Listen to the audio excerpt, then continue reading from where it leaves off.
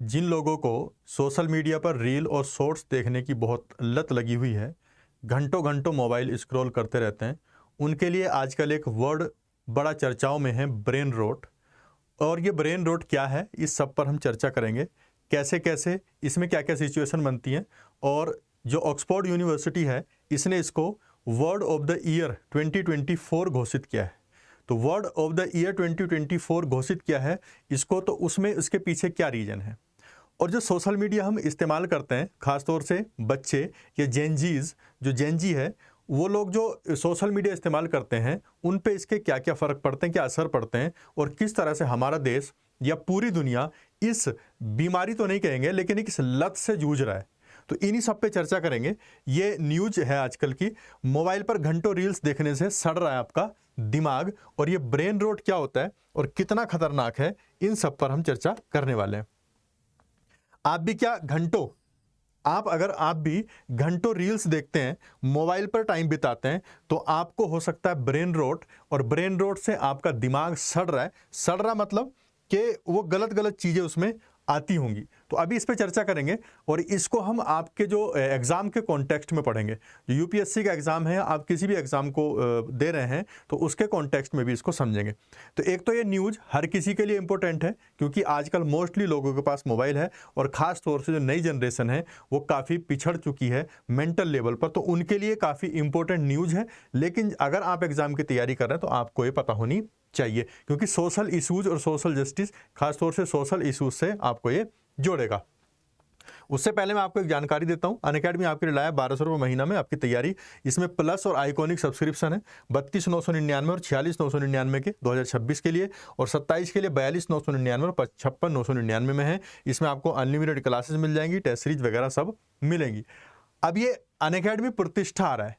Unacademy प्रतिष्ठा के लिए आपको दिसंबर 10 को 10 दिसंबर को रात 7 बजे, शाम 7 बजे तैयार रहना है।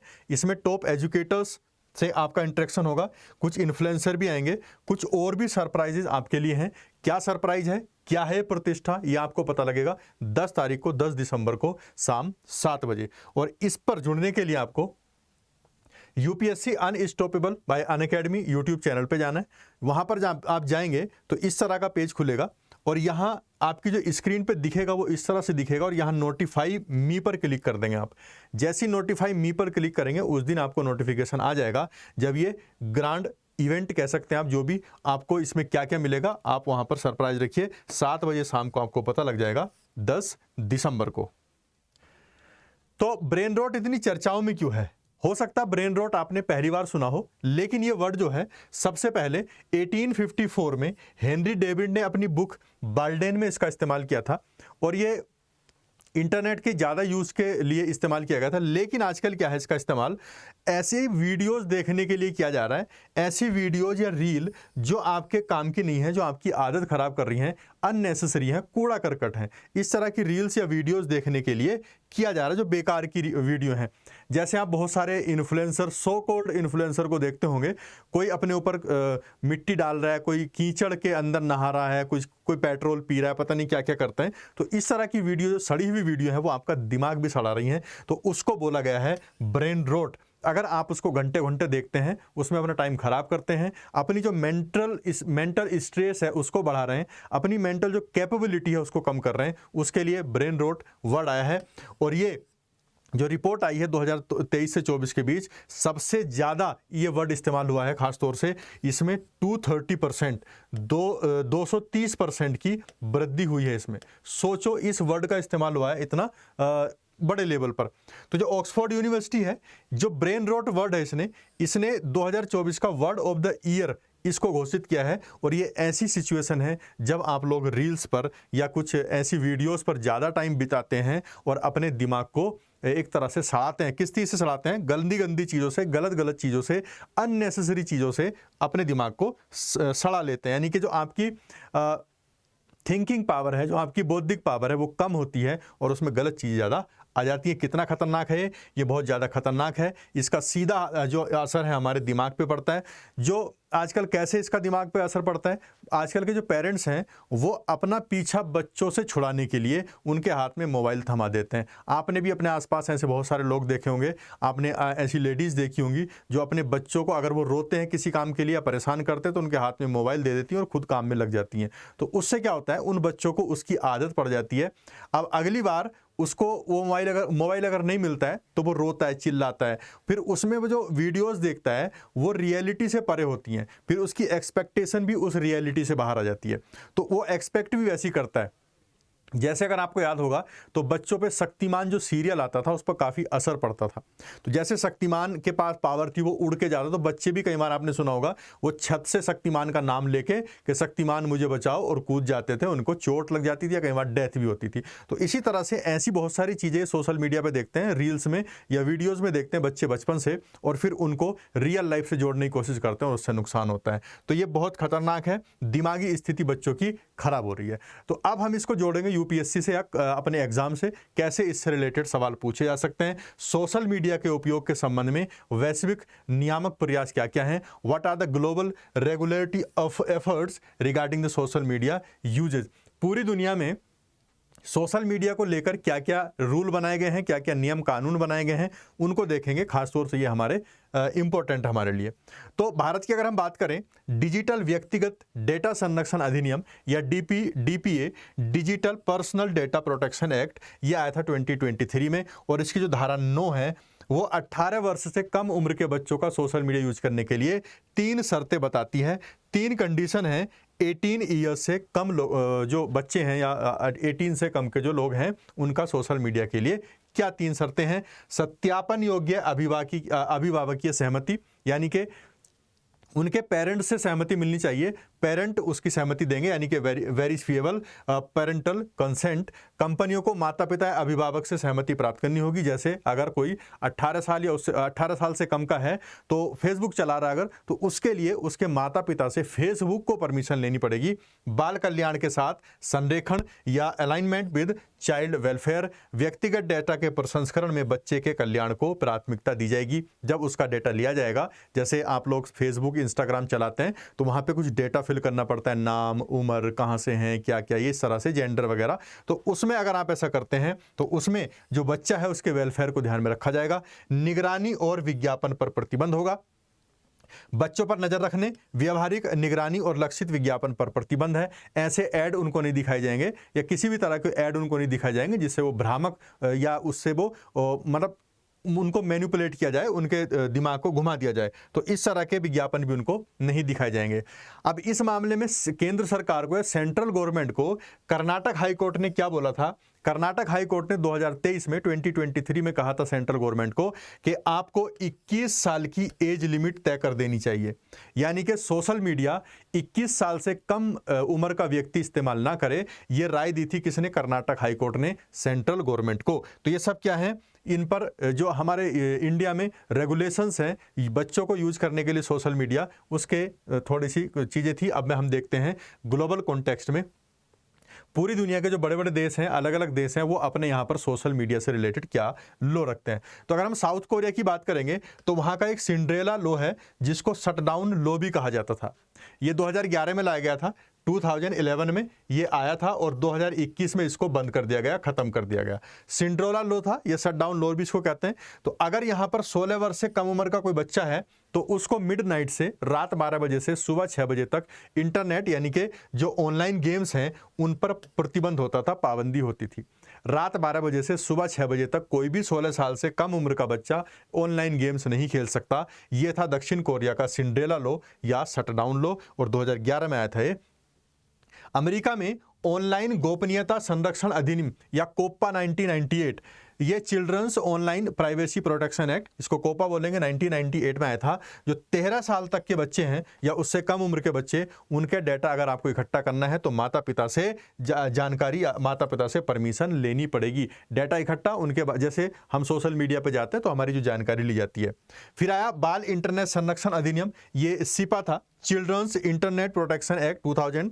इसके बाद जो है, अगर कोई स्कूल या कोई कॉलेज या कोई लाइब्रेरी, अगर कोई लाइब्रेरी या स्कूल सेंट्रल गवर्नमेंट से फंड लेता है तो उनको अपने यहाँ पर जो डाटा होगा, ऑनलाइन सामग्री होगी, उसको फिल्टर करना पड़ेगा। मतलब सपोज करो ये लाइब्रेरी है, इसमें कुछ बुक्स रखी हैं, कंप्यूटर रखे हैं, तो अगर बच्चे वहाँ पर इस्तेमाल कर रहे हैं स्कूल या लाइब्रेरी को, तो वहाँ का डाटा फिल्टर होना चाहिए, यानी कि वहाँ पर वो साइट्स नहीं खुलनी चाहिए जो इलीगल हैं या अलाउ नहीं की गई हैं।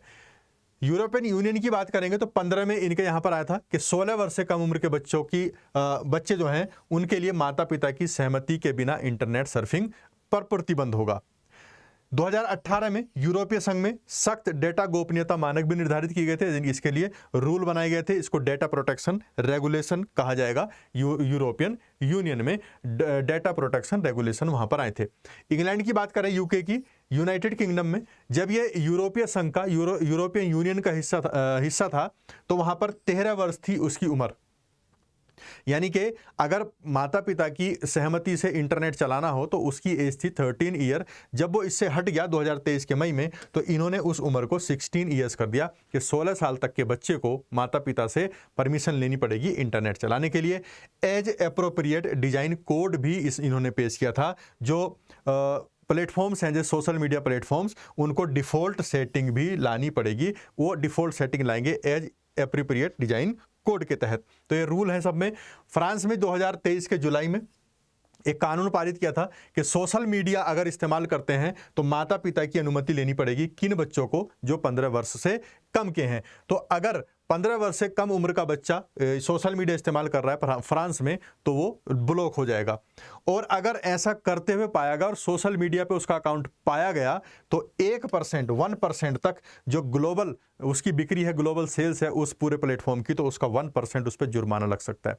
तो अगर 15 साल से कम उम्र का बच्चा फ्रांस में मोबाइल चला रहा, सोशल मीडिया चला रहा है, तो जिम्मेदारी किसकी है? सोशल साइट की, कि उसको प्रतिबंध करें, उसको बैन कर दें। इसके अलावा अगर 16 वर्ष से कम उम्र का बच्चा कोई प्रभावशाली व्यक्ति है या प्रभावशाली बच्चा, जैसे कोई सोशल मीडिया इन्फ्लुएंसर है, उससे पैसा कमा रहा है, उसकी अर्निंग है वो 16 साल से कम उम्र के बच्चे की, तो उस अर्निंग पर 16 साल की उम्र पूरा होने तक माँ बाप का हक नहीं होगा, जब तक वो 16 साल का ना हो जाए।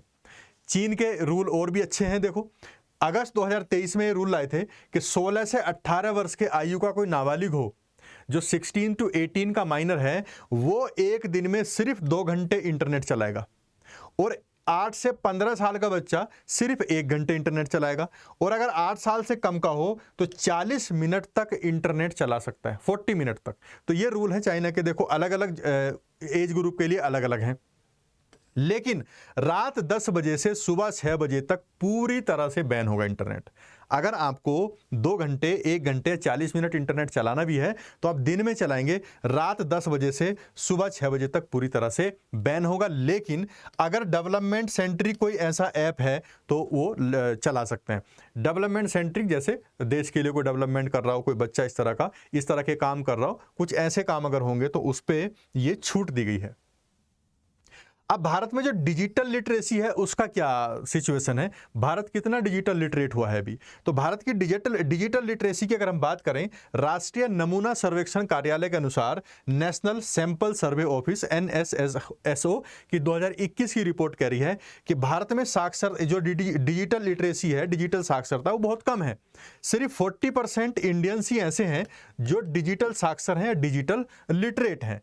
तो जो मतलब मोस्टली छोटे छोटे जो कंप्यूटर के काम हैं, कंप्यूटर वर्क हैं, उनको सिर्फ 40% लोग ही जानते हैं।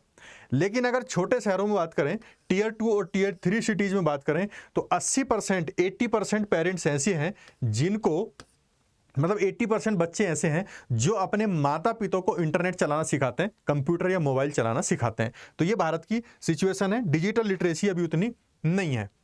अगर हम बात करें कि बच्चों के लिए सोशल मीडिया जो है उसके उपयोग को नियम बनाने के लिए, यानी कि विनियमित करने की क्या वजह है? भाई, इनके लिए क्यों नियम बनाने पड़ रहे हैं बच्चों के लिए, या क्यों ये जरूरत पड़ी? तो सबसे पहला तो है सिक्योरिटी कंसर्न्स, सुरक्षा संबंधी चिंताएं हैं। बच्चे इंटरनेट चलाएंगे, उतनी उनको समझ नहीं होती है कि कौन हमारे साथ फ्रॉड कर रहा है, उनके साथ फ्रॉड हो सकता है। जैसे आजकल आप देख रहे होंगे डिजिटल अरेस्ट नाम का एक वो चल रहा है वर्ड, ये आपने सुना होगा न्यूज़ वगैरह में। तो जो बड़े लोग हैं, पढ़े लिखे लोग, वो भी उसके झांसे में आ जा रहे हैं। तो छोटे बच्चों को ज़्यादा चांस रहता है कि लोग उनको बहका दें, बहला दें, या जो डिजिटल चोर हैं वो उनके साथ कोई गलत ऐसी हरकत कर दें। पोर्नोग्राफी तक पहुंच आसान हो गई है। जब डिजिटल पहुंच, अगर आपके पास मोबाइल है, इंटरनेट है, तो डिजिटल जो पोर्नोग्राफी है उस तक पहुंच जो है आसान हो गई है, क्योंकि अब आपके हाथ में मोबाइल है, इंटरनेट है, एक क्लिक के दूर है। तो इसलिए इससे बचने के लिए भी जो बच्चे हैं वो गलत इफेक्ट उन पर ना पड़े, वो बचपन से ही गलत लत में ना पड़ जाएं, तो पोर्नोग्राफी से बचने के लिए भी इनके लिए रूल बनाने जरूरी हैं। भ्रामक है, मिसलीडिंग है सोशल मीडिया। मिसलीडिंग कैसे? इंटरनेट पे बहुत सारी, जैसे आपने सुना होगा एक वर्ड भी चलता है कि व्हाट्सएप यूनिवर्सिटी से पढ़े हो गया, तो ऐसे मिसलीडिंग न्यूज उस पे आ जाती हैं, उससे बच्चा जो है बहक जाता है।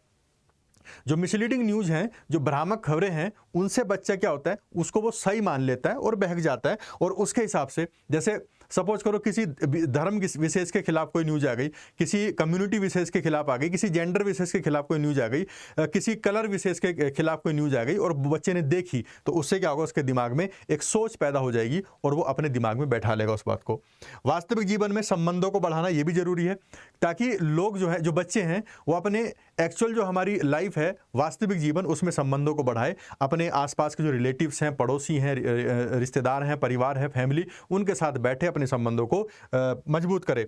तकनीकी उत्तरदायित्व, टेक्निकल रिस्पॉन्सिबिलिटीज, जो बच्चे इस तरह के, मतलब कम उम्र के बच्चे अगर इंटरनेट इस्तेमाल करेंगे तो उनकी टेक्निकल रिस्पॉन्सिबिलिटी बढ़ जाएगी, उनको उस चीज़ की जानकारी लेनी पड़ेगी, तो वो रिस्पॉन्सिबिलिटी से बचने के लिए भी ये जरूरी है।